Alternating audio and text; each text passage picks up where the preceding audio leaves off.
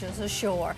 Hi, everyone, and thank you for joining us tonight. I'm Alexandra Steele. And I'm Paul Goodlow. We are in storm alert as powerful Hurricane Ike closes in on the Gulf Coast. In fact, you can probably count the hours before landfall. We're talking on one hand. Absolutely. But the impacts, of course, Paul, with Ike have been evident for hours now. Take a look at these waves crashing over the seawall in Galveston, Texas. Now, this seawall is about 16 feet tall, so imagine how high these waves are. And we've seen flooding all across Texas and Louisiana coastlines here, and this is the result. You can see this trash can there is actually, other debris is floating down the streets. This is streets, the main drag there in Galveston. Church Street is actually underwater right now. All right, let's take you inside the action. Storm tracker Jim Cantore is weathering the storm. He was reporting live tonight from Galveston. All right, and Jim, until 5 o'clock in the morning, you have a curfew. Are people off the streets there? Absolutely. I mean, you can't get on the streets, Alexandra. I mean, the water and the spray up from the seawall is phenomenal tonight. I mean, the waves are getting bigger. The whole water rise situation is getting even higher. And, of course, as soon as they hit that wall, they're just going straight up. And the offshore winds are blowing them up and backwards pretty high. So just an incredible sight tonight to see. But obviously that's going to scare just about everybody away, and thank goodness for that. That's exactly what we're going to continue to see. Let's show you some pictures here of the street flooding. And this was obviously earlier when the sun was up. It didn't take much to have the mayor initiate that curfew. I'm telling you that right now. But the sad thing is, I think the number of people that stayed. I mean, when you think about, we have 60,000 people on the island, and only 40% of them have left. That's a pretty scary number to think that many of them are going to ride out the storm. The east end of the island is blocked off toward the Bolivar Peninsula. The west end of the island has already been flooded out. We've had homes underwater. We've had fires here today at some of the yacht basins. And, you know, the smell of plastic has reeked the island from time to time. But it's going to be now the rain and the wind and the power outages, which just got here just a little over an hour ago. I want to show you the radar and get into this a little bit and dissect it meteorologically, because I think this is important for everybody who still has power tonight.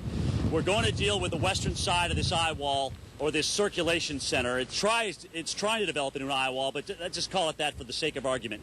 The point is that's where the strongest winds are, and that's what's coming ashore over the next 2 hours. Now, we may actually get a little calm if we get near the center of this 50-mile wide eye, but it is the east side and the southeast side that we are going to fear the most. Why? Because that's what's going to allow the water to come in. First, it'll come in southern Louisiana, as it is now, over toward Holly Beach, then Sabine Pass, and then on down toward Galveston Bay. But that'll take maybe 3, 4 o'clock in the morning till that happens. That will also mean the strongest winds as well, guys, I think, because as the circulation center comes ashore, we're going to have our wind change direction. Right now, they're out of the northeast, so we're getting the friction of the land really blocking, if you will, the strongest winds. When the winds change around from the southeast, they will be off the water. No friction on the water. And that means we'll probably deal with the full brunt and possibly even stronger winds. And that's when we will see the big changes here and probably not be able to broadcast for you because our winds will be in a totally different direction. But I can certainly hear, even on this protected side of the building, some of what is going on here. I can hear what it sounds like almost plywood banging around, pieces of palm that are banging around and getting knocked off the trees. We have had windows blow out here in the hotel as well. So there's definitely winds that have gusted over 70 miles an hour and possibly as high as hurricane force. The power is out, as I mentioned, so data is going to be rough to get to you. But the big key is here, we're getting into the worst of this, and it's going to be a long night for many, especially some 24,000 that decided to remain on Galveston Island. The worst surge potentially still in effect since 1900. All right, let's go up the road and find out how things are going in Houston. I know with the widespread nature of this storm, Julie, you're not too far removed from the same winds that I'm getting here. Is that correct?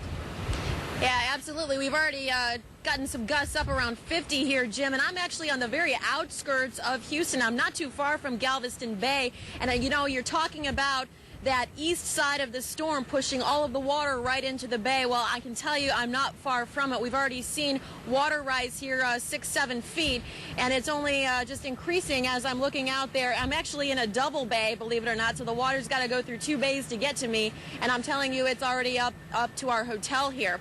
Well, speaking of our hotel, I want to show you some pictures we were able to capture about an hour or so ago. Heard a loud crash outside of my room and went outside, and this is what happened. A section of the Hilton Hotel here in Clear Lake, city actually came off the building already. So we're at the very early stages in the game here of Hurricane Ike and already seeing some structural damage. Also, curfews are in effect here in the greater Houston area as well. 9 zip codes. Basically, all of those folks who were told to evacuate under mandatory evacuation orders, they are under a curfew as well until 6 a.m. So dusk to dawn, 7 p.m. till 6 a.m. And I just want to go back to some of the video from Galveston Island, some of the most dramatic video we have seen all day. As you mentioned, Jim, about 20-some thousand people decided to stay on the island, and expecting that 19 to 20-foot storm surge there, water just basically washing that city. FEMA expecting that most of that city will in fact be underwater at some point. Nearby, the U.S. Coast Guard actually rescued 65 people from Bolivar Peninsula. Now that is just basically adjacent to where you are, just across the bay there on the east side of Galveston Bay, and we're told that there could be some more people trapped there too, but it's just impossible to get to them at the moment. Coast Guard having to stand down right now because the winds are in fact so high. All right, well, here's a look at, again, the Metro Houston area, Harris County right now. Too late to evacuate. No shelters are open. No shelters here will be open until after the storm passes. So the best advice right now is if you are still in the greater Houston area, stay inside, stay away from the windows and doors, and protect yourself. It's going to be a long night. Hey, Julie, I want to ask you something. Do you get the sense, as I do here, that more people should have left? I mean, they maybe wanted to have left. Well, you know, I can tell you that I have seen a couple of cars on the roads here, and there are still several people staying in the hotel where all of us media are staying as well. But in terms of evacuations, it did appear that way based on Hurricane Ike